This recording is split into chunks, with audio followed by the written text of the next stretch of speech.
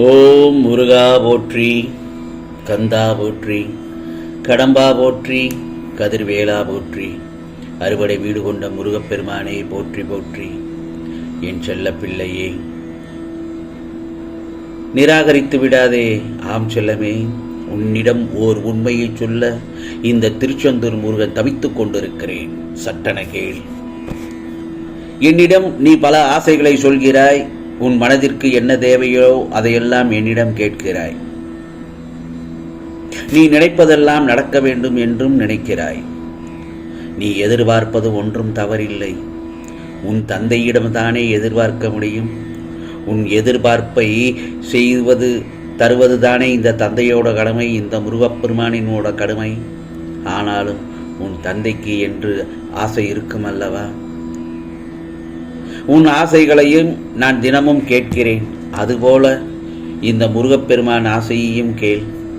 என் ஆசை, நீ முதலில் இந்த முருகப்பெருமானை நம்ப வேண்டும். சில நேரத்தில் என்னை நீ நம்புவதில்லை. நான் சொல்வது சரிதானே? நான் சொல்வது உண்மைதானே?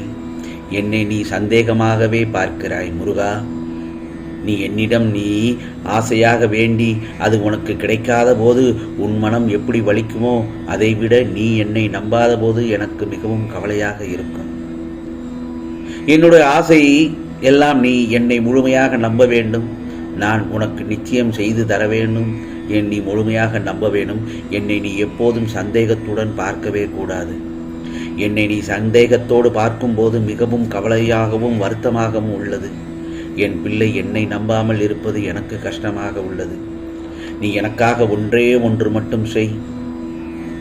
என்னை முழுமையாக நம்பு. நீ கேட்பதை எல்லாம் நான் படிப்படியாக தருகிறேன். இந்த முருகப்பெருமானின் கடமையே என்றுமே நான் கைவிட மாட்டேன். நான் உன் அப்பா. அந்த கடமையிலிருந்து எப்போதும் விலக மாட்டேன். என் கடமையை நான் நிச்சயம் உனக்கு செய்வேன். பொறுமையாக இரு, அவசரம் வேண்டாம். ஆம் செல்லமே, என்னிடம் நீ கேட்பதை நான் நிச்சயம் தருவேன். உன் ஆசைகளை நான் நிச்சயம் நிறைவேற்றுவேன். என்னை நம்பு, என்னை நீ நம்பு, தைரியமாக இரு. இதை கூறவேதான் இவ்வளவு நேரம் காத்திருந்தேன். என்னை முழுமையாக நம்பும் இந்த பட்சத்தில் நிராகரித்து விடாதே. நான் சொல்வதையெல்லாம் கவனமாக கூர்ந்து கவனம் கேள். பிறகு பார், நீ எதையெல்லாம் ஆசைப்படுகிறாயோ அது உனக்கு கிடைக்கும் என்று முழு நம்பிக்கை வைக்கின்றாயோ, அது இறுதி வரை உனக்கு கிடைக்காமலேயே கை நழுவி சென்று கொண்டிருக்கின்றது. நீ விரும்பி சென்ற பொருளாக இருக்கட்டும், உறவாக இருக்கட்டும், அந்த உறவும் பொருளும் உன்னை விட்டு விலகிச் செல்கிறது. அப்படித்தானே? எதை எதிர்பார்த்து ஒவ்வொரு நாளும் காத்து கண்டிருக்கிறாயோ அது உன் கைகளில் கிடைக்க மறுக்கின்றது. இவை எப்படியாவது அடைந்து விட வேண்டும் அல்லது நடந்து விட வேண்டும், சரியாக நடந்து விட வேண்டும் என்று நீ நினைக்கின்ற ஒரு விஷயம் சில சமயங்களில் சரியாகவும் பல சமயங்களில் தவறாகவும் நடக்கின்றது. இப்படித்தான் உன்னுடைய வாழ்க்கையில் நீ பல தடுமாற்றங்களை சந்தித்து கொண்டிருக்கின்றாய். என்ன செய்வது என்று புரியாமல் திகைத்து நிற்கின்றாய். என் மீதும் கோபப்பட்டும் இருக்கின்றாய். நான் கேட்ட எதையுமே தரவில்லையே முருகா, ஆசைப்பட்ட எதையுமே நீ கொடுக்கவில்லையே என்று என் மீது மிக மிக கோபமாக இருக்கின்றாய். நீயும் என்னிடம் உன் வேண்டுதல்களை பல முறை கூறிவிட்டாய். நானும் உனக்கு கிடைக்கும் தங்கமே, பொறுமையுடன் காத்திரு என்று கூறுகின்றேன். எவ்வளவு நாள் தான் நானும் பொறுமையுடன் காத்திருப்பது என்று கேட்கிறாய். என் மீது ரொம்ப கோபப்படுகிறாய். எப்போதுதான் இந்த நிலை மாறும்? சந்தோஷமாக நான் எப்பொழுது இருப்பேன் என்று நீ நினைத்து கொண்டிருக்கிறாய். என் செல்ல பிள்ளையே, இது ஒரு வாழ்க்கை. இந்த வாழ்க்கையில் பல சோதனைகளையும் கஷ்டங்களையும் துன்பங்களையும் பல இடர்பாடுகளையும் நீ சந்தித்துதான் ஆக வேண்டும். நான் உனக்கு ஒன்று சொல்லட்டுமா? உனக்கு சோதனை வருகிறது என்றால் நீ உடைந்து போவதற்காக அல்ல, உன்னை தேற்றி அத்தனையும் சாதனையாக மாற்றத்தான் உனக்கு அவ்வளவு பிரச்சனைகள் வருது என்று நம்பி தீர்க்கமாக செயல்படும். உன்னுடைய முன்னேற்றத்திற்கான வழி எதுவோ அதை முதலில் தேர்ந்தெடு. பலரையும் நம்பி உன்னுடைய வாழ்வில் பல ஏமாற்றங்களை சந்தித்து விட்டாய்.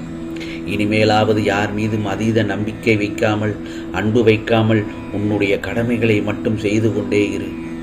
யாராவது உன்னிடம் பேசினால் அளவாக அவர்களிடம் பேசி பழகு.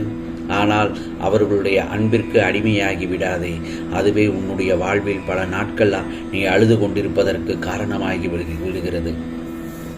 நான் சொல்வதை சற்று சிந்தித்துதான் பாரேன். நான் கூறுவது உண்மை என உணர்வாய். உன்னை விட்டு விலகிச் சென்ற யாருக்காகவும் கவலைப்படாதே. உனக்கானது என்று எழுதப்பட்டிருந்தால் அது நிச்சயம் உன்னை வந்து சேரும். உன்னை விட்டு சென்றது எதுவும் உனக்காக எழுதப்படவில்லை என்று உன்னுடைய மனதை தேற்றுக்கொள். எதையும் உன் முருகப்பெருமான் நல்லபடியாக உனக்காக நடத்தி காண்பிப்பேன். இது முருகப்பெருமானின் சத்திய வாக்கு, அருள் வாக்கு. உனக்கான ஒன்றை உன் வீட்டுக்கு கொண்டு வரப்போகிறேன். அதை ஆசையுடன் பெற்றுக்கொள்ள தயாராக இரு.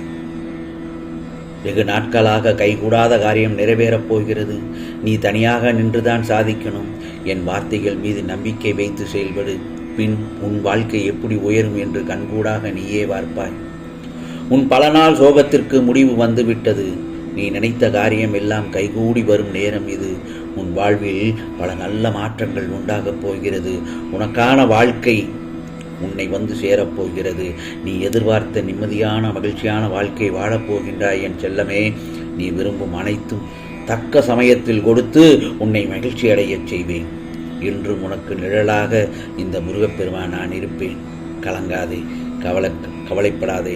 நம்பிக்கையோடு இரு. நல்லவர்கள் என்றும் தோற்பதில்லை. நல்லவர்கள் என்றும் தோற்பதில்லை. என்னை நம்பியவர்களை என்றும் இந்த முருகப்பெருமான் கைவிடுவதில்லை. ஆகவே உனக்கான நல்ல பலன்களும் உன்னை வந்து சேரும். உனக்கு கவசமாய் நான் இருக்கிறேன்.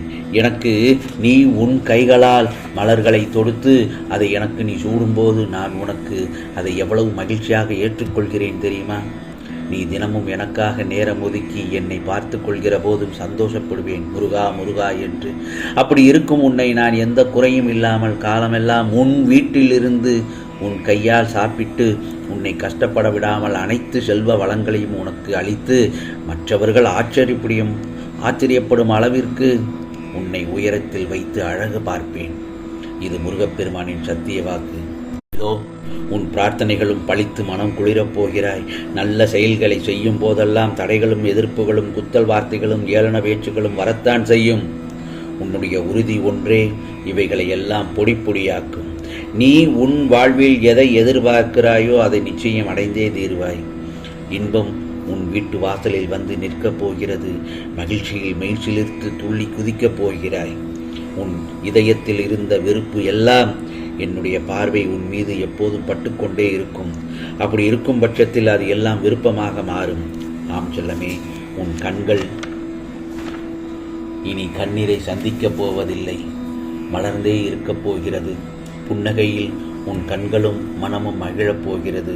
ஆம் செல்லமே, இனி உன் திட்டம் ஒவ்வொன்றும் வெற்றியை மட்டும்தான் பெரும் காலமாக வந்து உன் கைகூடும் நேரம் வந்துவிட்டது. உனக்கு மிகப்பெரிய அற்புதம் ஒன்று உன் வாழ்க்கையில் திருப்பு முனையாக அமையப் போகிறது.